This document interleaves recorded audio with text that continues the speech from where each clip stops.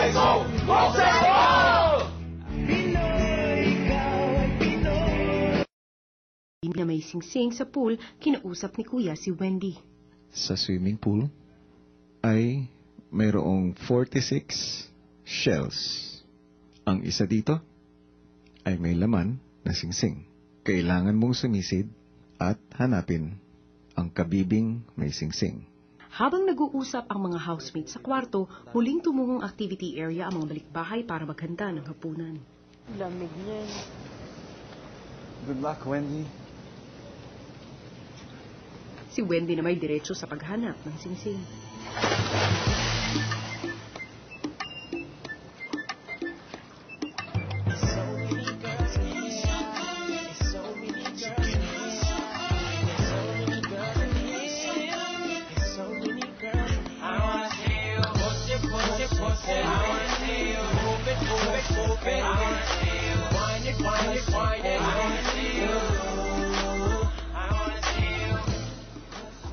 Ilang saglit ay nakita na rin ni Wendy ang singsing.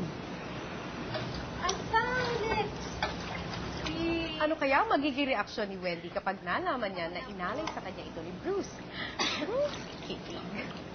Nang makabalik ang mga balikbahay sa secret room, lumabas naman sila Bruce sa garden para sa isang napakaalagang gawain. Huwag na. Ito na ako sa gilid.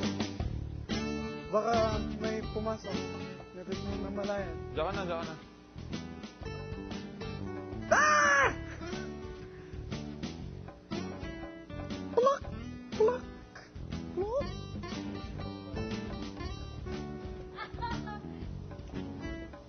Ah!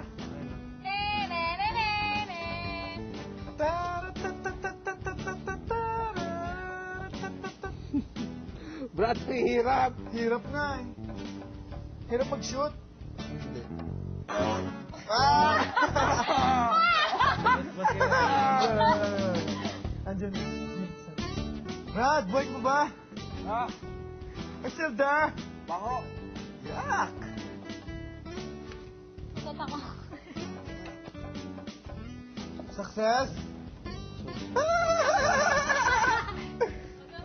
Basta hoy!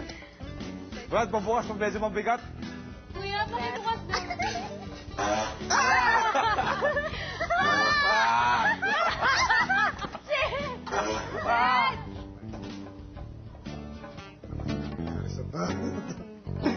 Super punch.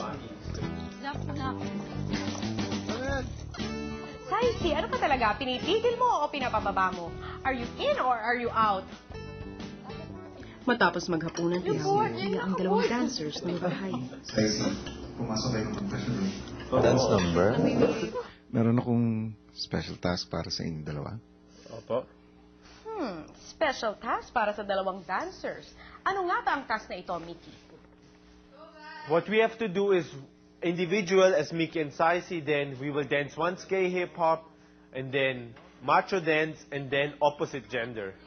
But we will mag-ensayo lang kami. Ano nga kayang patalbugan ang magaganap sa dance showdown na ito? Abangan! Pinoy, ikaw ay Pinoy, ipakita sa mundo. Likas, sinimulan na ng mga housemates ang paggawa ng doormat. Gagamitin ninyo ang mga taling natanggal nyo mula sa pagkakabuhol at ito ay gagawing isang doormat. Inihanda ko na ang frame na kakailanganin ninyo sa paghahabi kasama ng instructional manual kung paano gawin ito. Sa oras na matapos ninyo ang doormat ay pipinturahan niyo ito ng red na welcome sign.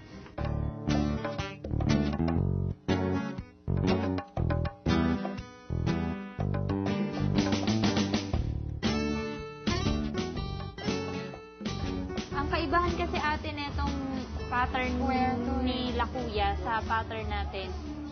Aside from yung square, yung ano nila, yung pako nila magkakalayo.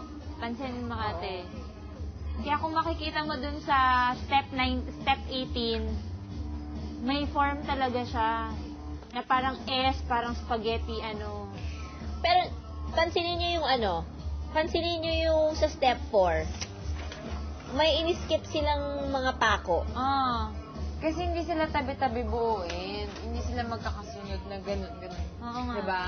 So, ang gagawin natin, magkakatabi? Huwag kayong sumuko, housemates, dahil baka taggutom na naman kayo sa darating na linggo. But I eat one to the max. Sa pagtatapos ng gabi, muling kinausap ni Kuya si Wendy. Ano sa tingin mo ang dahilan kung bakit ko yung pinakuha sa'yo? Hindi ko po alam. Meron akong ipapapanood sa'yo. Wendy, wag! Kung nasaan ka man, honestly, galing sa puso ko, talagang gusto kong ialay sa'yo yung singsing na to. And yung dahilan is, nandito ako sa puso ko and mahal na mahal kita. Till we meet again. Wow! Wendy! Ano ang masasabi mo, Wendy? Natutuwa po ako. Hindi kasha. Sabi ko na nga ba dito lang sa maliit kasha. Kasi malaki yung dito. Eh, pag sa kabila. Ayun, sa kabila yata kasha. Kaiba. Yan. Ayun po. Thank you. And, di ko po ito tatanggalin. Sana, yung, kung di ko ito tatanggalin, ganun, hindi rin mawawala yung, hindi rin magbabago yung mga sinabi niya na yun. Yan. Yan po. Nang makabalik sa mga kasama, ipinagmalaki ni Wendy ang handog ni Bruce. Engaged ka na pag dito. Engaged na kayo. Super engaged. Engaged siya, hindi nag-uusap ka basta naman. Pilitan. Ano nga, nahulaan yung ng kamay ko. Eh, laki-laki ng ganto ko. Must be destiny. One step closer na nga sina Bruce at Wendy sa isa't isa. Gusto mo ba silang magsamang muli sa loob ng bahay ni Kuya? O si Yasmin, Zik o Kian? Itodo nyo na ang inyong pagboto dahil bukas ay malalaman na natin kung sino sa dalawang balikbahay housemates ang muling papasok at maninirahan sa loob ng bahay ni Kuya. Live na live yan pagkatapos ng XXX. Samantala, iiwan ko muna sa inyo ang isang patikim ng indakan ni Mickey at Saisi, kaya't huwag na huwag kayong bibitiw.